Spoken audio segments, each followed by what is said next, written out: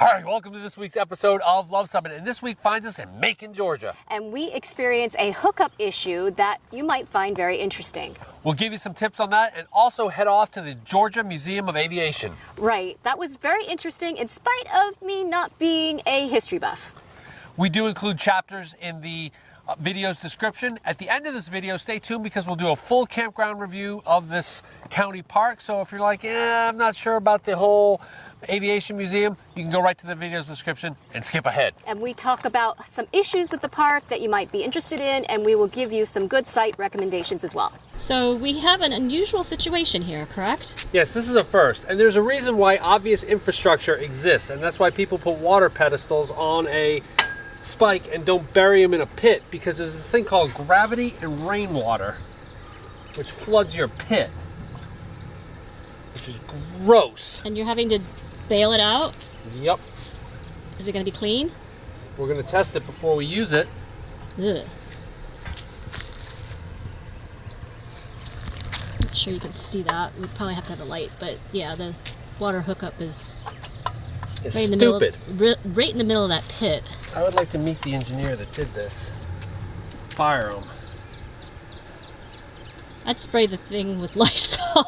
Well, I always spray with Lysol. I'd throw in some bleach for good measure, but I think that would be illegal.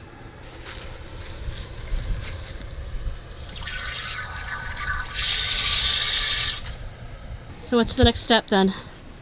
So I'm going to hook up I have a short section of hose, a 5-foot section. I'm going to hook that up to that, let it drain out, clean it out, then we're going to test it for just total dissolved solids. And a lot of you may be asking, why don't you just run off your water tank?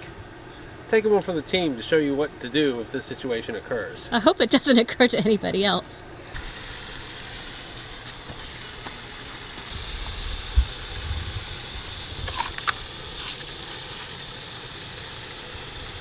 .55, that's good. That's not bad. It's just in a messy situation.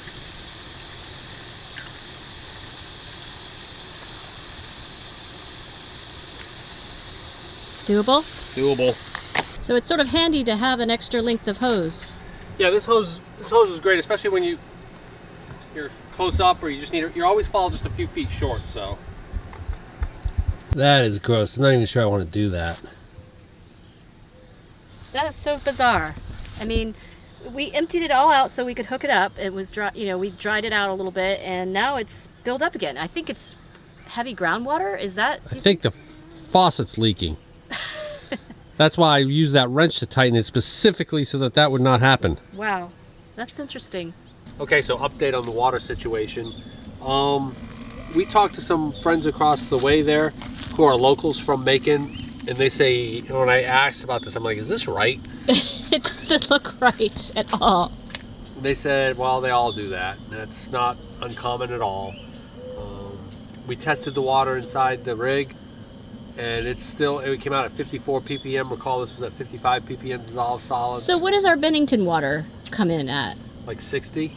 Yeah, so this is better than Bennington water. I mean, so here's the deal. They said that hose is rough. They said that the water pressure here is 120 psi. And so I've got a reducer on I always have a reducer. But what I'm thinking is that pressure is probably what's causing this to leak. But because it's under such high pressure, there's nothing going in. It's almost like a vacuum, right? Well, it's almost like you're pushing all this. You're not getting anything into the system. All that crappy water is not going into here because the pressure's so great. That's my theory, at least. And you're sticking to it?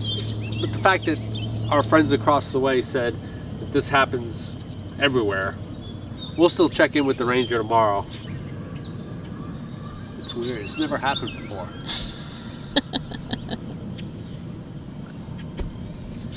Tell me, comment below if you would drink the water that came out of that. I mean, I wouldn't drink that. No, but tell me if you would drink your hose. Okay, and yeah, good job, Sid. Everyone on the planet is going to comment that I'm an idiot. This is going to be worse than the land scam video, but man, that hose is hard. Holy Toledo, I may burst this hose. Wow.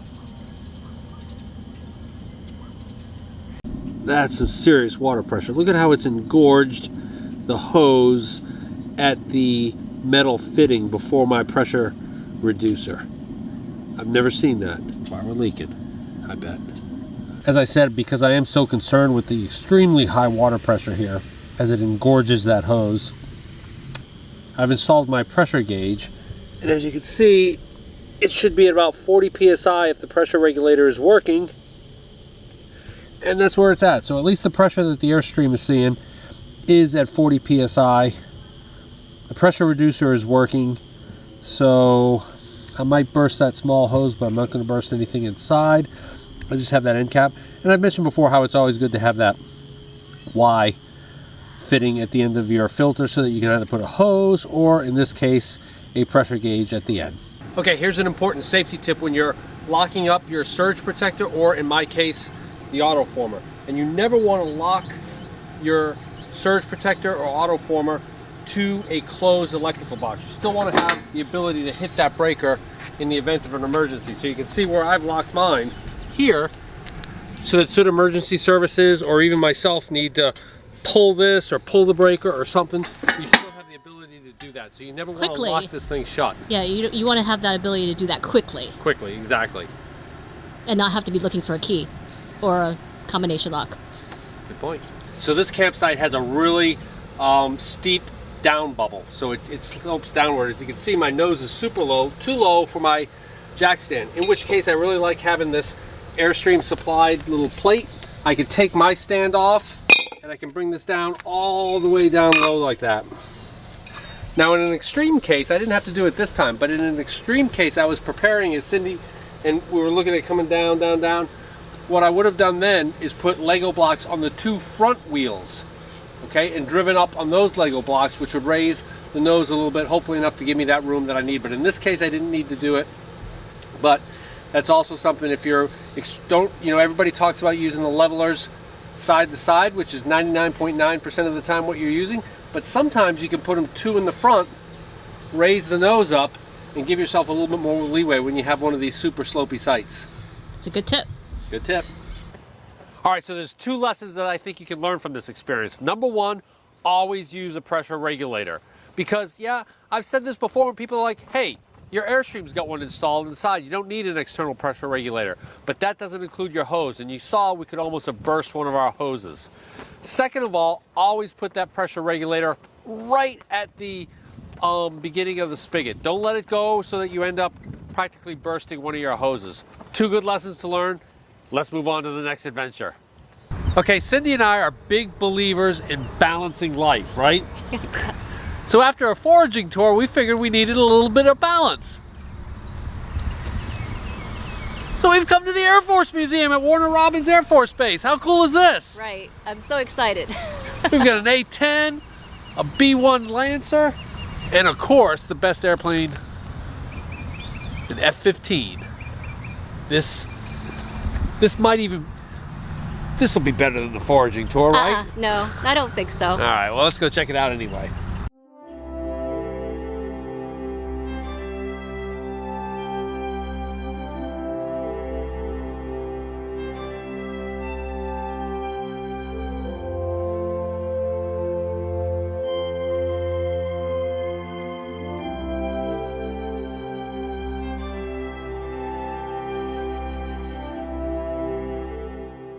So as I stand underneath the SR-71 Blackbird, a few facts about the Museum of Aviation here at Warner Robins, Georgia. It is the second largest aviation museum of the Air Force, behind only the Air Force Museum in Dayton, and it is the fourth most visited DoD museum in the country, with the first being the Air Force Museum at Wright-Patterson. Number 2 is the Marine Corps Museum in Quantico, Virginia.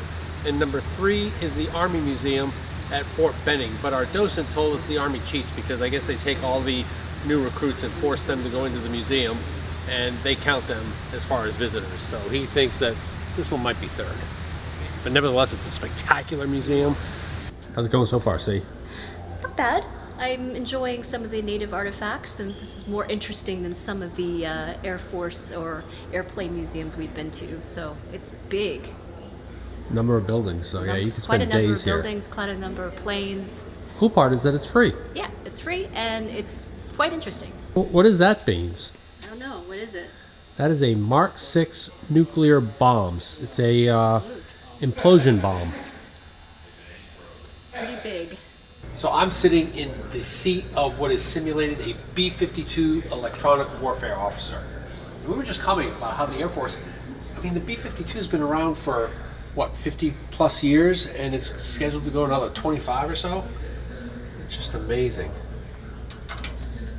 Very old core instruments in this one, right?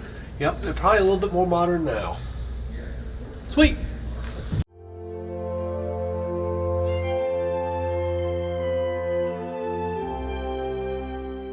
The first thing that hits you when you enter this building is just the smell of aviation.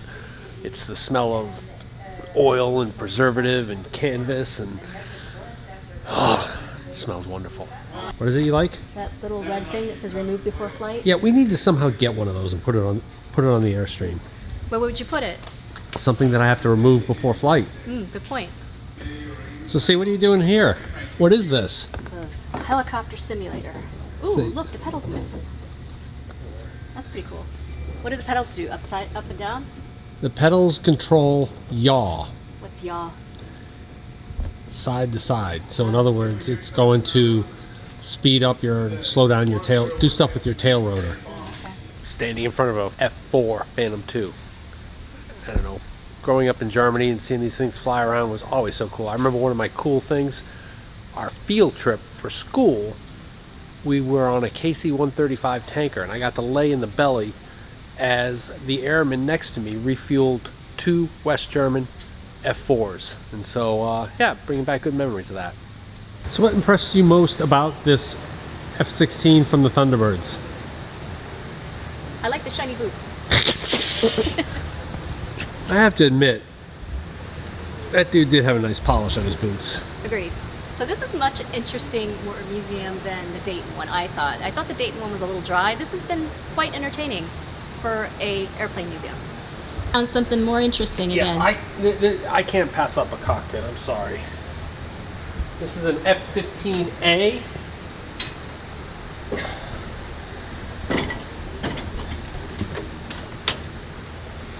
Oh yeah, oh baby. Look at all the buttons on the throttle, both engines. Loving it, look at this. And I know that these things are probably for little kids to get excited about aviation, but I'm sorry, You're like a little kid here anyway. I'm like a little kid here anyway. I need to fly. Is this the one that went inverted? This one can go inverted. Okay. So we're about ready to wrap things up here at the Museum of Aviation in Warner Robins, Georgia. And you can see the museums also get some outstanding static aircraft like this C-141, there's a C-130 back there, an F-80. Whatever that is. Yeah, I don't know what that one is, but the one that static aircraft I've come to look at is that guy right there, the B-52 Stratofortress.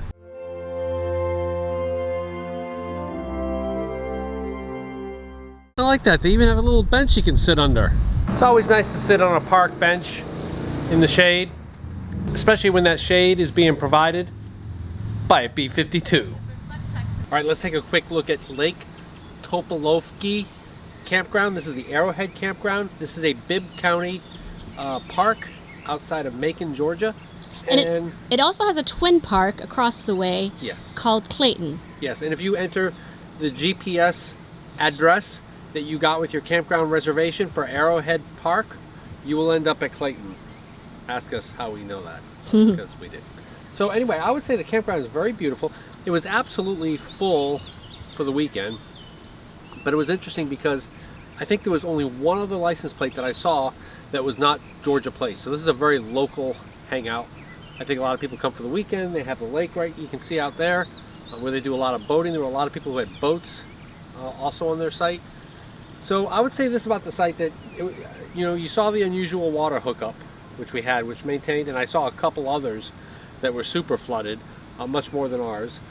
The other thing I would say is that there's a lot of unleveledness. Yeah, I think there's a lot of unlevel sites. Usually you'll see like 1 or 2 unlevel sites or whatever. It's like almost, except for when you get down by the water there.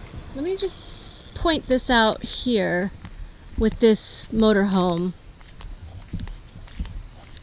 This is a perfect example. Yeah, I mean, he's like air chair. He's really jacked up on the front. So that can sort of show you, and his tail is really down low. There are full hookup sites down, certain ones down towards like where that big Super C is. That's a full hookup site. The weather here has been beautiful. Absolutely gorgeous. And it was pretty cool though. I saw, this is an important thing that you need to know at a campground, especially when you're in the storm prone areas. There's a plaque on that shelter right there, that bathhouse, that says, you can see that plaque here, It's a pretty sturdy shelter, actually. how it sheltered 50 people during the Mother's Day tornado of 2008. And I think you can see some evidence of that still with a few of these trees. I'll show them that have had their tops cut off. But overall, we'll be back here without question, as Cindy's parents live in the Macon area now.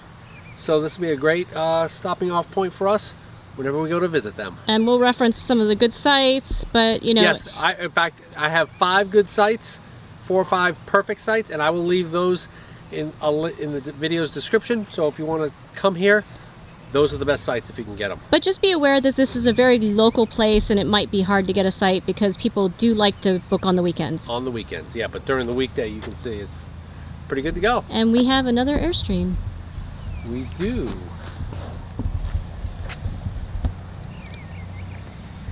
Awesome. All right, well there you have it, kind of our trip to Macon, Georgia, huh? It was a lot of fun. We visited the museum there with the aircraft, and I was actually not anticipating enjoying it as much as I did, because Right. I'm not a big aircraft military history buff. Yeah, we got to make it back to Macon someday, because we just found out that their collegiate summer baseball team, Has the greatest name ever. the Macon Bacon. Got to get back for some baseball there. And a neat t-shirt, right? Exactly. So yeah, we're off to our next adventure here. We're towing away. And we're sort of drifting north, I think, again. So if you like this video, Give us a big thumbs up, and if you think we've earned a subscription, click the subscribe. and comment below if you've been to Georgia and what sites you enjoyed here. Because we come out with RV and Airstream related videos just like this one every Tuesday. Thanks for watching.